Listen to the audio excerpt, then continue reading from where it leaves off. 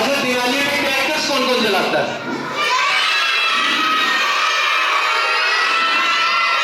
क्यों क्यों जलाते हो क्रैकर्स?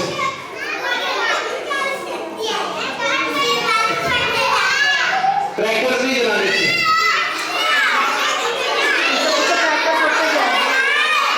क्रैकर जलाने का थोड़े से जलाने हैं बस, थोड़े से, क्योंकि क्रैकर्स आपकी हेल्थ के लिए और एनवायरनमेंट के लिए, दोनों के लिए खराब है ना? अब मैं इनवाइट कर रहा हूँ फर्स्ट और सेकंड क्लास, ठीक है? तुझे क्या कुछ भनक है कि राज्य में क्या हो रहा है? हाँ मंत्रामाई, मुझे पता है कल राम राजा बनेगा। हाँ, राजा बनेगा राम, भरत बनेगा दास और तू बनेगी दासी। अरे अब क्या सोच रही है? ये सोच हारी हुई बाजी कैसे जीती जाए। आप ही बताओ मंत्रामाई। रास्ता भी मैं ही बताऊं? हाँ मंत्रामाई। तो सुन, महाराज दशरथ ने तुझे 2 वचन देने का वादा किया था। पहले वचन में तू भरत का राज्य मांगी और दूसरे वचन में 14 वर्ष का वनवास। ठीक है, मैं ऐसा ही करूंगी। हाँ।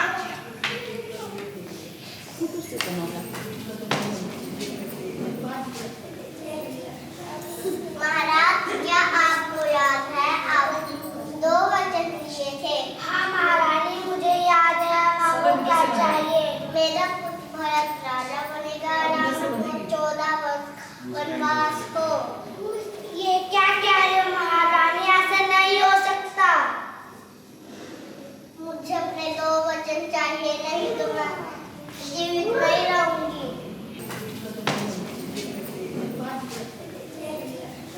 हाँ जी, राम, लक्ष्मण और सीता को जब वन जाने के लिए कहा गया तो वो तुरंत इसके लिए तैयार हो गए और वो पिताश्री और अपनी तीनों माताओं सहित आज्ञा लेने के लिए उनके पास जाते हुए।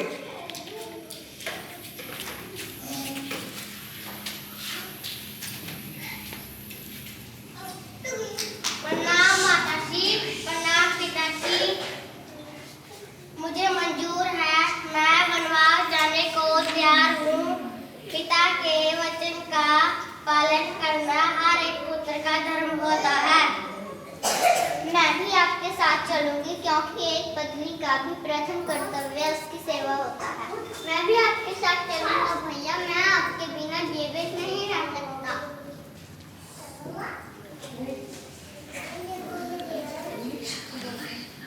वन की ओर जाते हुए राम, लक्ष्मण और सीता। मत जाओ राम, मत जाओ।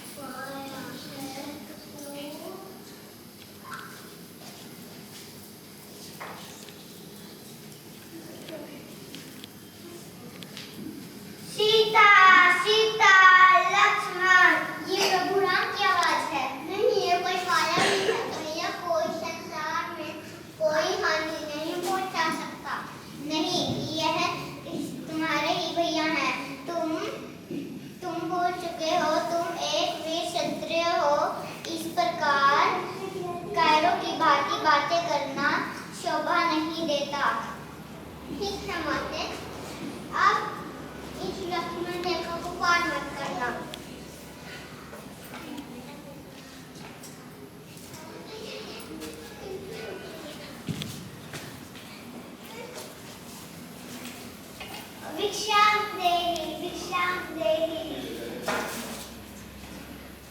ईश्वर मैं इस रेखा को पार नहीं कर सकती। मैं चला रुकर ईश्वर में आई। लक्ष्मण प्रभु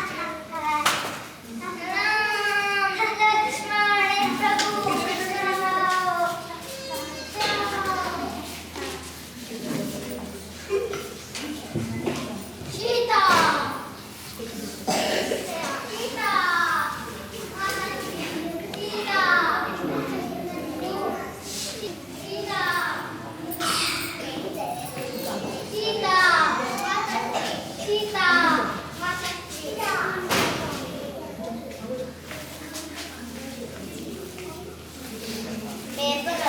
माता सीता को रावण उठा के ले गया है। हम रावण को नहीं छोड़ेंगे, अब उसका अंत नहीं कटाया है।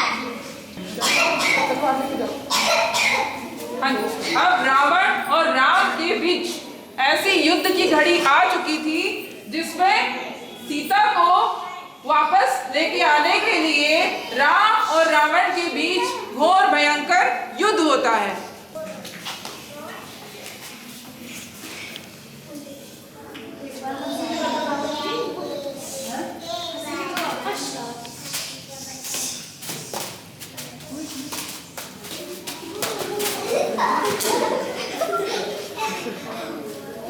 इस प्रकार रावण का अंत हुआ और प्रभु राम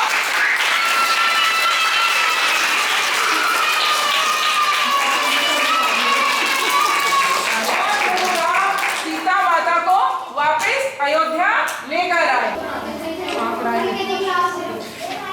हम सब यहाँ इकट्ठे हुए दीपावली मनाने के लिए।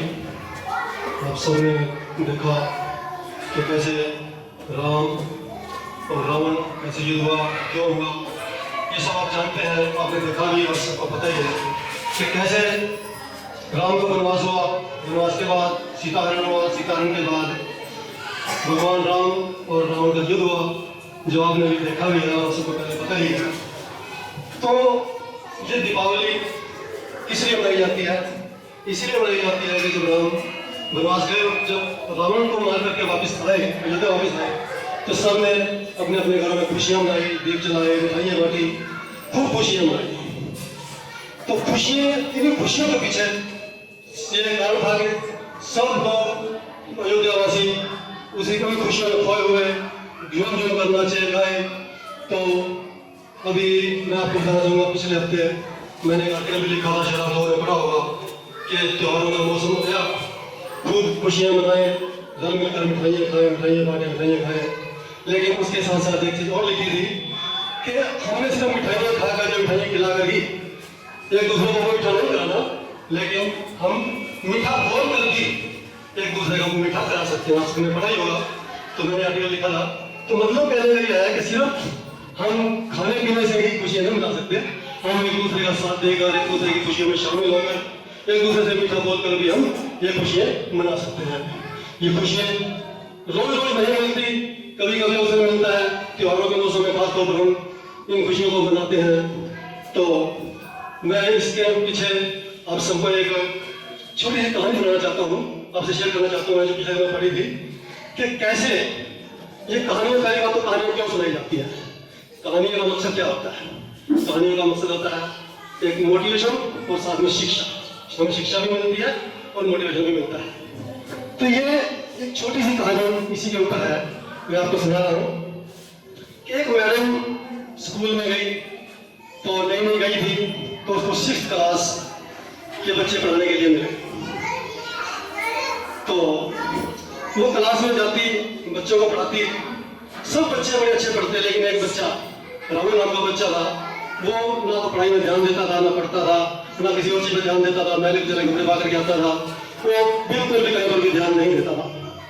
टीचर ने उसके ऊपर 2 दिन 3 दिन 4 दिन 5 दिन जोर लगाया, लेकिन वो टीचर के हाथ नहीं आया, और ना तो पढ़ता था, ना लिखता था। तो टीचर भी परेशान हुई, करते करते समय बीता, 6 महीने हो गए। 6 महीने के बाद जब एग्जाम शुरू हुए, एग्जाम में कोई याद था, बाकी सब बच्चे तो अच्छे पढ़े, अच्छे नंबर आए, लेकिन उसके नंबर भी अच्छे नहीं आए, क्योंकि पढ़ा लिखा नहीं था बिल्कुल। तो जब उसने रिजल्ट बनाया सब बच्चों का, तो उसका भी रिजल्ट बनाया। जब उसका रिजल्ट बनाया तो उसका रिजल्ट तो 0.5 था, लेकिन जो उसकी रिपोर्ट बनी उसमें रिपोर्ट में उसने क्या लिखा कि ये बच्चा ना पढ़ता है, ना काम करता है, ना सफाई करके आता है, ना अच्छे कपड़े डाल करके आता है, ये बच्चा बिल्कुल निखत है। तो जब उसका वो रिपोर्ट कार्ड प्रिंसिपल के पास पहुंचा, उससे बस साइन करने के प्रिंसिपल के पास पहुंचा, तो प्रिंसिपल ने उसे मैडम को बुलाया, कहने लगे कि ये तुमने क्या लिखा। तो वो कहने लगे कि ये बच्चा तो वाकई में कुछ नहीं करता, बहुत परेशान करता है, कुछ करता ही नहीं है, ना तो हार आता है, ना कोई बात सुनता है, और हर वक्त बस गुमसुम बैठा रहता है। प्रिंसिपल ने कहा ठीक है आप जाओ, उसको भेज दिया। अगले दिन सुबह प्रिंसिपल सर ने क्या किया, उसकी 3rd क्लास की, 4th क्लास की, 5th क्लास की रिपोर्ट निकलवाई और सुबह सुबह उस मैडम के टीचर पर रखवा दी, टीचर की टेबल पर रखवा दी। मैडम जब क्लास में गई तो टीचर ने देखा कि वहाँ पर रिपोर्ट कार्ड पड़े हुए थे, उसने देखा कि वो दोनों रिपोर्ट कार्ड थे। उसने सबसे ऊपर 3rd क्लास का रिपोर्ट कार्ड उठाया, उसमें लिखा था कि ये बच्चा बहुत अच्छा है, बड़ा मेहनती है, तो इसका हर काम में आगे है, और खेलने में, कूदने में, पढ़ने में, लिखने में, साथ में बहुत साफ सुथरा होकर के आता है, बहुत अच्छा बच्चा है। फिर उसके बाद मार्क्स लेके बहुत अच्छे मार्क्स थे उसके। फिर 4th क्लास का रिपोर्ट कार्ड उठाया, उसमें भी यही कुछ था कि बच्चा बहुत अच्छा है, बहुत अच्छे काम करता है, खेलने कूदने में अच्छा है, वो भी उसका रिपोर्ट कार्ड बहुत सही था। जब उसका 5th क्लास का रिपोर्ट कार्ड उठाया तो क्या देखती है कि उसमें लिखा हुआ था कि यह बच्चा बहुत अच्छा लिखता था, पढ़ता था, खेलता था, कूदता था, क्लास में बहुत अच्छा था, लेकिन जैसे जैसे एग्जाम के दिन नजदीक आए तो इसकी माता बीमार हो गई, उसे कैंसर हो गया, और पेपर एग्जाम के दिनों में उसकी माता की डेथ हो गई। इस वजह करके इसका रिपोर्ट जो है, इसके जो पेपर है वो अच्छे नहीं हुए, और ये अच्छे नंबर से पास भी नहीं हुआ, और इसका ये सबसे बच्चों से पिछड़ गया। जब उस मैडम ने वो रिपोर्ट कार्ड देखा तो उसे अपने आप को बड़ी गवानी फील हुई कि मैंने क्या किया। अगर बच्चा अच्छा था और उसके बारे में पता करने की बजाय मैंने इसके ऊपर इतना हो गया कि इसको मैंने समझाने की बजाय उसको क्या करने लगा, इसको मारती रही और इसको समझाने कुछ सोचा कि कुछ नहीं हो सकता, तो ये अच्छा नहीं है। तो उसने रिपोर्ट कार्ड पढ़ने के बाद जब बच्चे को अपने पास बुलाया तो बुला के उसे अपने पास खड़ा करके उसे खूब प्यार किया, खूब प्यार किया। राम तुम तो बहुत अच्छे बच्चे हो, तुम बड़े प्यारे हो। तो एक दिन वो अगले दिन फिर उसने उसको बुलाया, जैसे वो रोज क्लास में पूछा करती थी, क्वेश्चन पूछती थी और फिर कहा करती थी कि इसका आंसर बताओ, तो सारे बच्चे आंसर देते थे, लेकिन रामू कभी आंसर नहीं देता था। उस दिन भी सब क्वेश्चन किए, सबने आंसर दिए, रामू को बुलाया, लेकिन राम ने कोई आंसर नहीं दिया। जब आंसर नहीं दिया तो फिर उसको फिर पास बुलाया, पास बुला उसके कमर पर हाथ फेरा, बहुत प्यार किया कि तू कर सकता है, तो बहुत अच्छा बड़ा उसको मोटिवेट किया। तो उसको फिर भी नहीं जाना था, उसको 1 बार 2 बार वो याद कराया, क्वेश्चन कराया, उसका आंसर बताया, उसको याद कराया, फिर उससे सुना, तो थोड़ा चला। ऐसे 3 दिन 4 दिन 5 दिन 6 दिन ये चलता रहा, सिलसिला चलता रहा। 8-10 दिन में वो बच्चा थोड़ा ऊपर उठने लगा, उसे मैडम का प्यार मिलने लगा और वो थोड़ा ऊपर उठने लगा। अब करते जब 6th क्लास के फाइनल एग्जाम हुए तो वो बच्चा क्लास में टॉप कर गया।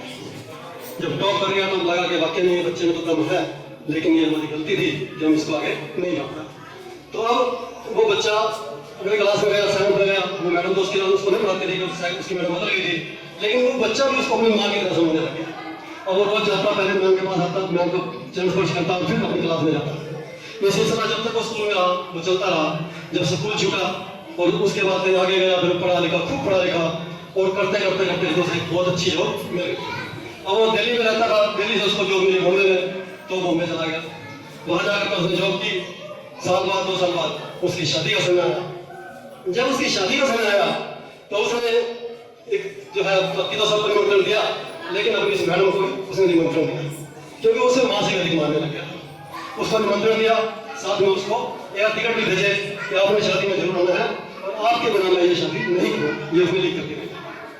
अब जब समय शादी का आया तो मैडम भी घर से चली, उसका भी था कि हाँ मेरा बच्चा प्यारा है तो मुझे जाना है, तो वो वहाँ पर पहुँची। लेकिन बाई चांस 2 घंटे फ्लाइट लेट थी तो उसे वहाँ पर 2 घंटे इंतजार करना पड़ा। तब फेरे का समय हो रहा था, पुलिस कहता बैठो फेरे होने, लेकिन वो आपके उठाकर फिनाल से बाहर देख रहा है कि कोई आने वाला है। वो लोग कुछ नहीं आने वाला, किसी ने आना है, किसी ने आना है, बता नहीं रहा कि कौन आने वाला। तो अब 2 घंटे के बाद जब वो मैडम आई, दूर से देखा कि मैम आ चुकी है, तो वहाँ से जरा खड़ा वहीं से भागा, भागते जा करके मैडम के चरणों में गिर गया और मैडम ने बड़े प्यार से उसको उठाया। जब उठाया तो फिर गए वहाँ पर तो सबने देखा तो पूछा कि कौन है, कहने लगा ये मेरी माँ ही नहीं, मेरी माँ से भी बढ़कर है। यही वो है जिसके कारण आज मैं यहाँ तक पहुँचा हूँ। अगर ये मैडम ना होती, इसने मुझे मोटिवेट ना किया होता तो मैं आज पता नहीं कहीं गाड़ी में चला रहा होता या कुछ और कर रहा होता, कहीं मजदूरी कर रहा था, पता नहीं मैं क्या कर रहा होता। लेकिन इन्होंने, है तो मेरी टीचर लेकिन मेरी माँ से भी बढ़कर है, जिनकी वजह से आज मैं यहाँ तक पहुँचा हूँ। तो मैं इनको कैसे बोल सकता था, मैं इनकी मैं शादी कैसे कर सकता हूँ। तो अभी आ गए हैं तो मैं शादी करने का तैयार हूँ। तो उसके बाद उन्होंने शादी की। तो कहानी का मतलब ये है कि हम अपने बच्चे को वो शिक्षा दें, वो प्यार दें कि जाते जाते जब बच्चे हमसे पिछड़े तो उन्हें याद रहे कि हम किसी से पढ़ के आए हैं, हमारा एक टीचर था जिसे हमने आज, और वो हमें तब तक याद करे जब तक वो इस संसार में रहे कि हाँ हम हमारे लिए टीचर थे जिसे हम पढ़ते थे। तो ये है हमारा जो टीचर का जो हमारा एक जॉब है, ये एक ऐसा जॉब है कि जिससे हम एक समाज तैयार करते हैं। और हमें वो समाज तैयार करना है कि जो हमें याद करे कि हम किसी से पढ़ करके आए हैं। तो मेरा कहने का मेन मकसद यही है कि हमें इन बच्चों को वो शिक्षा देनी है कि जो अंत तक हमें याद करे और कुछ समझे और हमारा मान करे। और जहाँ तक मैं देख रहा हूँ ठीक है, सब कुछ ठीक ठाक चल रहा है, लेकिन थोड़ी सी नैतिकता की कमी मुझे महसूस हो रही है सब, कि हम बच्चों को अभी तक वो नैतिकता नहीं दे पा रहे जो हमें देनी चाहिए। थोड़ा थोड़ा मेरा सब टीचर से रिक्वेस्ट है कि नैतिकता का पाठ बच्चों को जरूर, नैतिकता बहुत जरूरी है। समाज में बच्चे को कभी पता लगता है कि ये स्कूल किस स्कूल से पढ़ के है, जब वो नैतिकता का पाठ अच्छी तरह पढ़ लेता है। बड़ों का सम्मान, बड़ों से कैसे बात करनी है, कहाँ जाते जाते कोई रास्ते में मिल जाता है तो उससे कैसे बोलना है, एक बोलना सिखाना बच्चों के लिए बहुत ठीक है। पढ़ाई अपनी जगह है, लेकिन पढ़ाई के साथ साथ इस चीज़ पे विशेष ध्यान दें कि बच्चों में नैतिकता भरे और उनको तभी आगे बढ़े। और इसी के साथ वो मैं ज़्यादा कुछ कहना नहीं चाहूँगा क्योंकि समय भी कम है आप लोगों के पास। तो अगली बार फिर कुछ प्रोग्राम लेकर जाएंगे तो देखेंगे। आप सबका बहुत बहुत धन्यवाद। Thank you.